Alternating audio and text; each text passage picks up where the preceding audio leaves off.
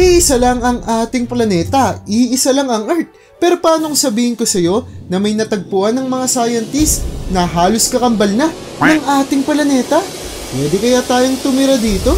Kumusta mga kasaliksik? Siguradong matutuwa ka at mamamangha sa ibabalita ko sa iyo. Dahil kung dati ay pantasya lang natin ang magkaroon ng ibang planeta katulad sa atin, ay pwes sa ngayon, nakakita na nga ang mga eksperto ng totoong planetang kakambal ng ating planetang Earth. Pinapakilala ko ang KOI 4878.01. Ang planetang ito ay matatagpuan sa layong 1075 light years mula sa Earth. Ito ay may radius na 1.04, mass na 0.99 Earth mass, habang ang orbital period naman nito ay umaabot ng 499 days. Sinasabi rin ng mga eksperto na kung ang exoplanet na ito ay may kaparehong atmosphere sa Earth, ang magiging average temperature nito sa surface ay aabot lang ng 18 degrees Celsius. Ito ay 3 degrees lamang na mas mataas kaysa sa Earth. Kaya naman hindi na nakapagtataka kung bakit sinasabi ng mga scientists na kapag nakumpirma na,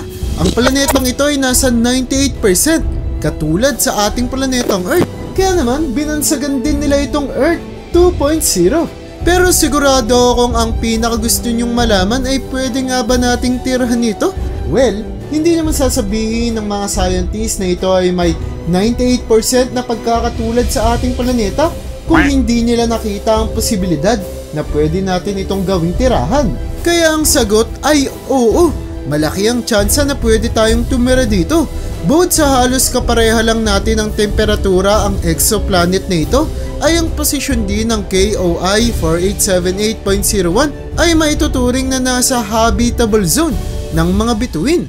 Pinaniniwalaan ng mga eksperto na kung sakaling makalapit tayo sa planetang ito ay maaari tayong makatagpo ng malawak na bahagi ng tubig, malawak na kalupaan, mga puno at marami pang iba na sigurado akong sosorpresa sa atin. Bukod dyan ay mas malaki pa ito ng bahagya sa ating planeta, kaya naman mas malawak ang pwede nating paggalawan dito. Ngunit sa kabila ng tila ba walang hanggang posibilidad na pwede nating madiskubre sa exoplanet na ito, ay ang katotohanan namang napaka-imposible pa natin itong puntahan at pag-aralan. Ang pinakamalapit nga na planeta sa ating solar system tulad ng Mars ay ilang dekada ang ginugugol para tuluyan tayong makapagpadala ng taong unang titira dito, kumpara sa exoplanet na may 1075 light years ang layo sa atin. At mga kasaliksik, ang isa pa sa pinaka-problema dito ay ang expansion ng universe.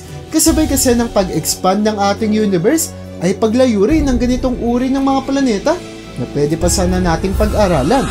Liban na lang talaga kung mas maging advance ang ating technology sa pinakamabilis na paraan, dahil ang exoplanet na ito ay ang nag-iisang planetang nadiskubre ng mga scientists na may ganito kalaking pagkakatulad sa mundo.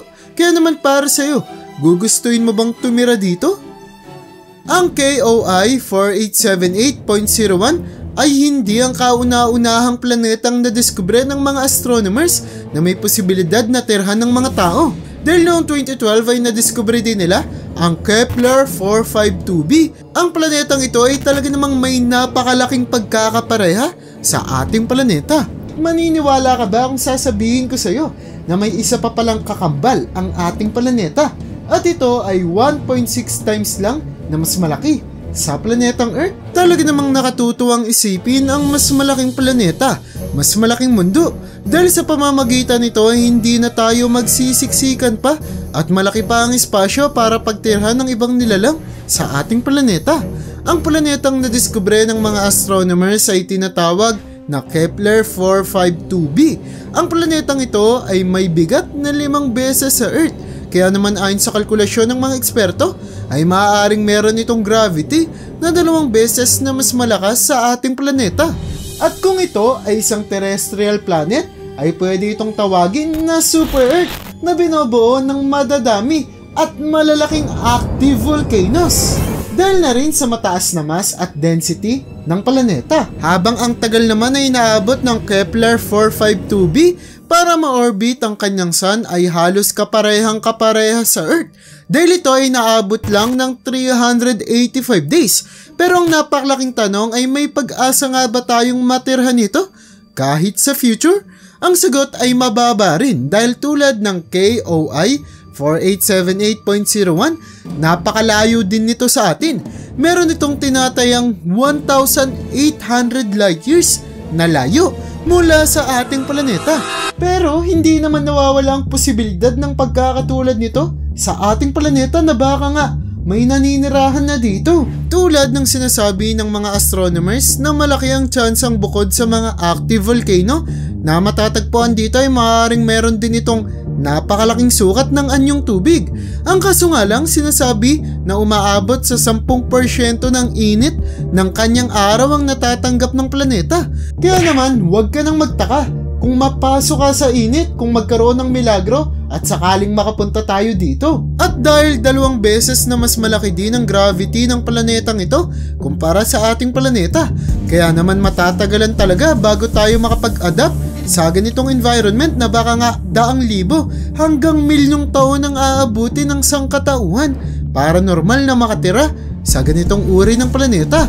Kailangan din naman nating tandaan na ang lokasyon ng Kepler 452b ay itinuturing ng mga scientists na nasa habitable zone. Kaya naman katulad ng sinasabi ko kanina ay hindi malabong may mga nilalang nga ang naninirahan na dito, na talaga namang gugulat sa mga astronomers at mga eksperto kung magkataon. Kaya para sa'yo, mas gusto mo bang tumira sa Kepler 452b? Talaga namang hindi matapos-tapos ang mga nakasisindak na nadiskubre ng mga scientists sa kalawakan. Dahil paano kung sabihin ko sa iyong may planeta silang natagpuan na tinatawag na Planet J1407b na ikinagulat nilang lahat? Nagagandahan ka rin ba sa planetang Saturn? Well, sigurado akong itutuwa mo ang pagkadiskubre sa Planet J1407b na ayon sa mga astronomers ay ang pinakaunang ring planet na kanilang nadiskubre sa labas ng ating solar system. Hindi matukoy kung ito ba ay planeta o isang uri ng bituin na hindi tuluyang nabuo, pero ang sigurado ng mga scientists na ito ay may rings na 200 beses na mas malaki kaysa sa mga Saturn.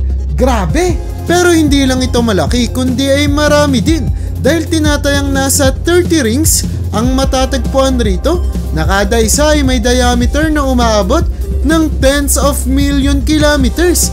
Kaya naman kung sakaling makapagpalit ng pwesto ang Planet J1407b at Saturn sa ating solar system ay talaga namang madudumi na ng Planet J1407b ang ating langit na kahit nasang parte ka man sa mundo ay makikita mo ito. Kung nagtataka ka naman kung paano nga ba nasosustina ng planetang ito ang napakalaki niyang mga rings, ito ay dahil sa pag-ikot ng planeta. At dahil kung ikukumpara sa Saturn, sobrang bata pa talaga ng Planet J1407b, kaya naman darating din ang panahon na ang mga malahigante nitong rings ay tuluyan ding liliit at masisira, na kinalaunan ay mapapalitan din ng maraming mga buwan. Kung tatanungin mo naman kung pwede nga ba nating makita ang planetang ito dahil sa napakalaki niyang sukat, well, technically hindi. Dahil sa napakalayo nito sa atin at bukod pa sa mga debris na humaharang sa kanyang lokasyon. Kaya naman hindi naaabot ng sinag nito ang ating planeta. At kung hindi natin ito kayang makita, ay lalong malabo na mapuntahan natin ito. Sa layo pa naman ng Planet J1407b na tinatayang umaabot sa 433.8 light years. Bukod dito, sinasabi din ng mga eksperto na para masustina ng planeta o star na ito ang kanyang dambuhalang mga rings ay kinakailangan nito ng napakainit na temperatura na umaabot sa 1,000 hanggang 2,000 degrees Celsius. Grabe ang init! Kaya naman bukod sa malayo ay mainit din ang lugar. Wala na talagang tsansa na mapuntahan natin ito sa malapitan. Samantala, hindi naman imposibleng pag-aralan ito sa malayuan.